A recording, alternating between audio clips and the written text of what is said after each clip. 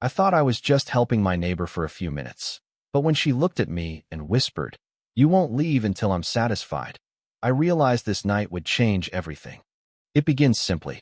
I had just returned from work, the kind of long day where silence feels like a relief. The neighborhood was quiet, most houses already dark except for one, hers. She lived 2 doors down, a woman I'd seen countless times in passing, elegant without trying, the kind of presence you couldn't overlook. Early 40s, with a quiet poise that made her stand out among the hurried chaos of younger neighbors. I'd always admired her from afar. The way she carried herself, the way she seemed both approachable and untouchable at the same time. That evening, as I stepped out of my car, I heard her call my name. Her voice was low but clear, carrying across the stillness of the street. I turned, surprised, and saw her standing on her porch, light spilling around her like a soft frame. She smiled faintly, though there was something unreadable in her eyes. "Do you have a minute?" she asked. I hesitated only a second before nodding. She didn't sound commanding, yet there was an undertone in her voice, not desperation, but something firm enough to make me curious. Walking up her path, I noticed the details I hadn't before, the neat line of flowers by her steps, the warm glow behind her curtains. When she opened the door fully to let me in, a subtle fragrance drifted out, something floral, faintly sweet, the kind of scent that lingers in memory. Her home was warmly lit, lamps instead of harsh overheads.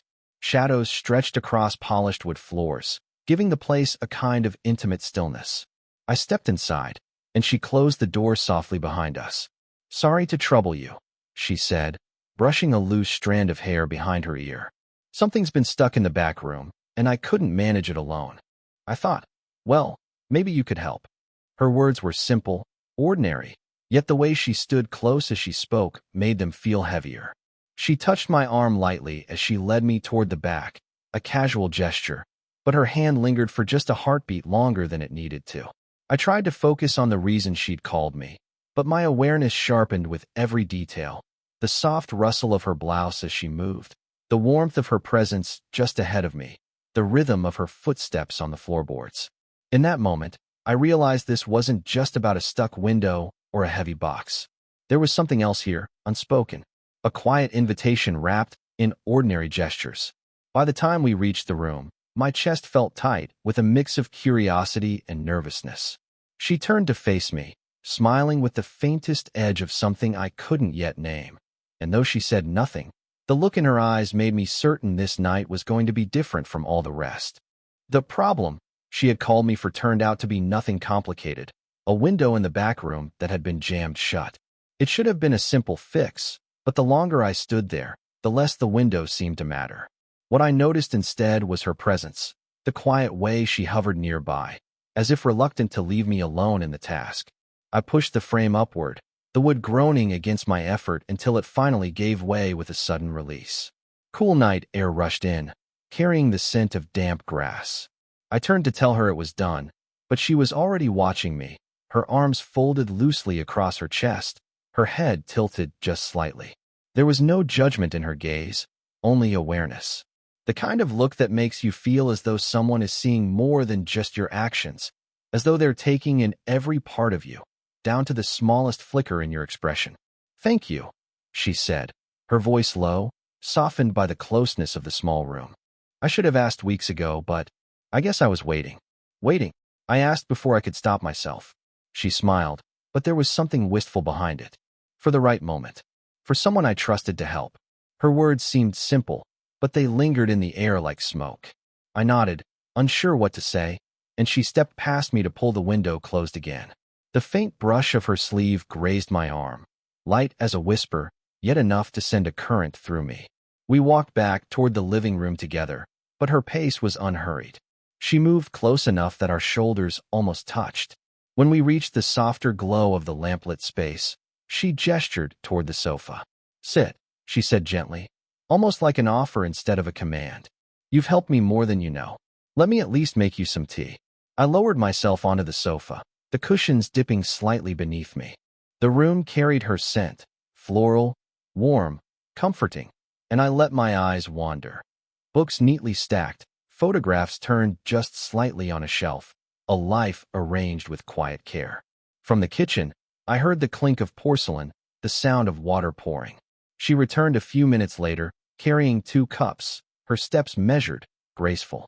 When she set one in front of me, her hand brushed mine briefly, intentionally or not I couldn't tell, but it made the steam rising from the tea feel almost unnecessary.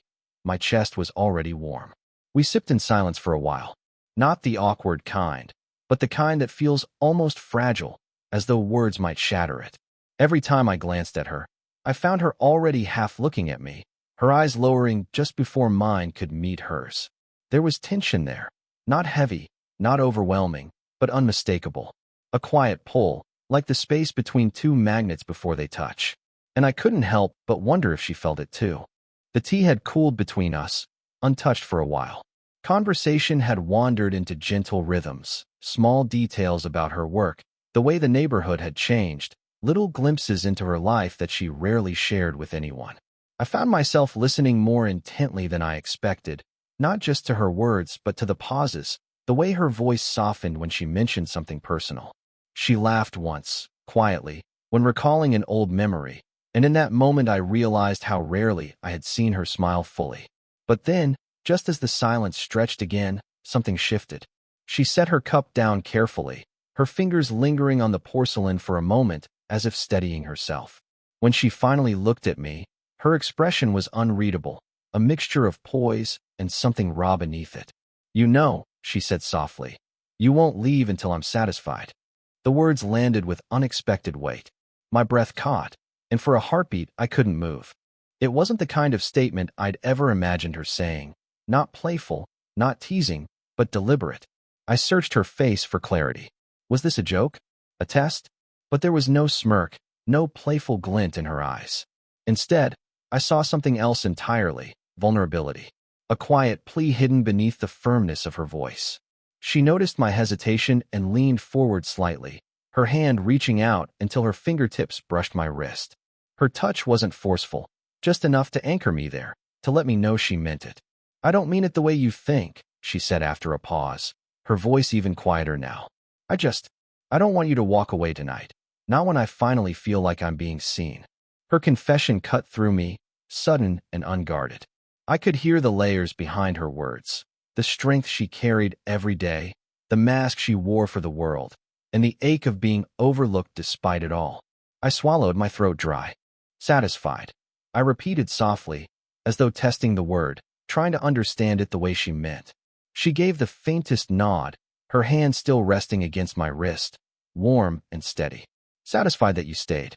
Satisfied that I wasn't left alone with silence again." The room seemed smaller then, wrapped in the hush of her honesty. I became aware of everything at once: the ticking clock on the wall, the faint hum of the refrigerator, the warmth radiating from her hand into my skin. I didn't know what to say, so I didn't speak. Instead, I let the moment stretch, let her words sink in. And for the first time, I realized this night wasn't about helping her with a broken window or keeping her company out of politeness. It was about something deeper: her need to be acknowledged, to be truly present with someone who wouldn't rush away. And now, after hearing her, I wasn't sure I wanted to leave at all. Her hand lingered against my wrist a moment longer before she drew it back slowly, almost reluctantly. She leaned against the sofa, exhaling as though releasing something she had been holding for far too long. The light from the lamp caught the curve of her profile, softening her expression, and in that softened silence, I could see the truth behind her words. "I'm always the one who takes care of things," she said at last, her voice quiet, carrying the weight of something unspoken. "At work, at home, people see me as capable, steady, unshakable, even. They think I don't need anyone." Her words trailed, and she looked down at her hands. She was turning her cup absently, not drinking, just circling her thumb along the porcelain edge. It was such a small, distracted gesture, yet it revealed more than her steady tone. I stayed quiet, letting her continue, sensing that if I interrupted, she might retreat behind her composure again. "But the truth," she whispered, "is that I get tired of being unshakable. Sometimes I just want someone to see me, not the version of me I show the world. Just me." The rawness in her voice cut through me. This wasn't the confident neighbor who had always seemed untouchable, but a woman admitting she was lonely, craving connection yet afraid to ask for it outright. I shifted slightly closer, enough that our knees nearly brushed. The sofa dipped beneath the small movement, and she looked up at me, not startled, but searching. "I see you," I said quietly but firmly. "Not just tonight. I've always noticed you." Something flickered across her face, surprise first, then something softer, almost like relief. She gave a small laugh, one that cracked in the middle as though it carried both humor and sadness. "Noticed me," she repeated. "That's more than most." There was no bitterness in her tone, only a quiet resignation. She reached up to tuck a loose strand of hair behind her ear, her fingers trembling just slightly before she steadied them. When her hand dropped, it brushed against mine resting on the sofa. She didn't pull away. The warmth of her touch was delicate, hesitant, but I could feel the unspoken plea behind it. It wasn't physical closeness she sought, not really. It was reassurance, the comfort of knowing she wasn't invisible, that someone cared enough to stay present with her in that moment. We sat like that for a while, our shoulders brushing whenever one of us breathed too deeply, the silence no longer fragile but grounding.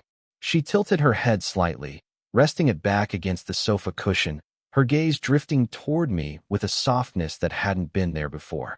"I didn't mean to put this on you," she said gently. "I just needed to say it aloud. To someone who wouldn't run." I nodded slowly. "I'm not running." Her lips curved into the faintest smile, a smile that carried gratitude more than joy. And as her hand remained close to mine, her presence seemed to settle against me like a quiet weight, not burdensome, but grounding. For the first time, she looked less like the woman everyone else saw, and more like herself. And for me, that was enough. The words between us grew fewer as the night stretched on. It wasn't the kind of silence that asked to be filled. It was the kind that lingered, waited, rich with everything left unsaid. She shifted slightly, turning her body toward me. The movement was small, but it made the space between us feel impossibly narrow. I could sense the warmth of her presence, the faint brush of her sleeve grazing against mine whenever one of us breathed a little too deeply. The tea sat forgotten on the table, steam long since faded. My focus was entirely on her. The curve of her lips when she pressed them together, the way her eyes kept finding mine only to dart away again, as if holding my gaze too long might give something away. She leaned forward to set her cup down, and in that unthinking moment, her hand grazed over mine. A fleeting touch, but instead of pulling away quickly, her fingers lingered. Lightly, uncertainly, almost as if testing how it felt to stay there. My breath hitched. Her touch was feather soft, yet it carried a weight that went straight through me. I didn't move, afraid that any reaction might break the fragile spell of it.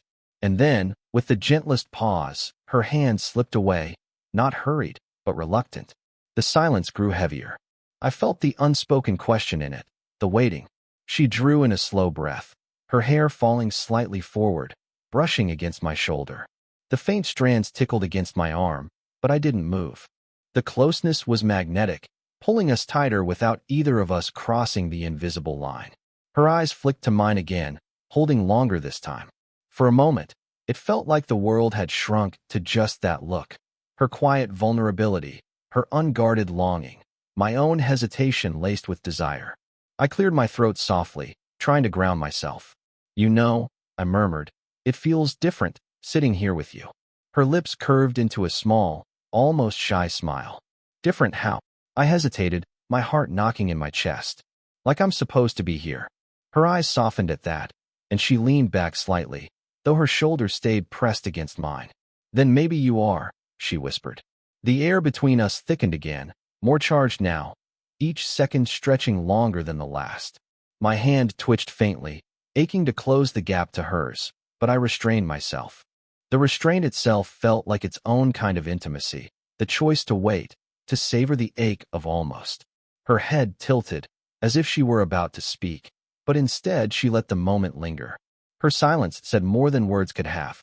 I realized then that what bound us wasn't grand gestures or declarations. It was this, the nearness, the pauses, the gentle touches that carried entire conversations in themselves.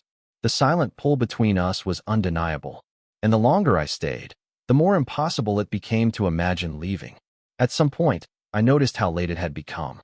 The clock on the wall ticked steadily, marking the hours we had quietly slipped through. A rational part of me whispered that I should go, that I had already overstayed. I shifted slightly, as if preparing to stand. She noticed instantly. Her gaze flicked to my movement, then back to my face. There was no demand in her eyes, but there was something unmistakable, a flicker of fear, of reluctance, as though my leaving would break something fragile that had only just begun to form between us. "You're going?" she asked softly. The words weren't accusatory. They trembled on the edge of vulnerability. I hesitated, my keys already in hand. "It's late. I didn't mean to keep you this long." Her lips parted, then pressed together again, as though she was fighting with herself. Finally, she exhaled, her voice barely more than a whisper. "Stay a little longer. Please."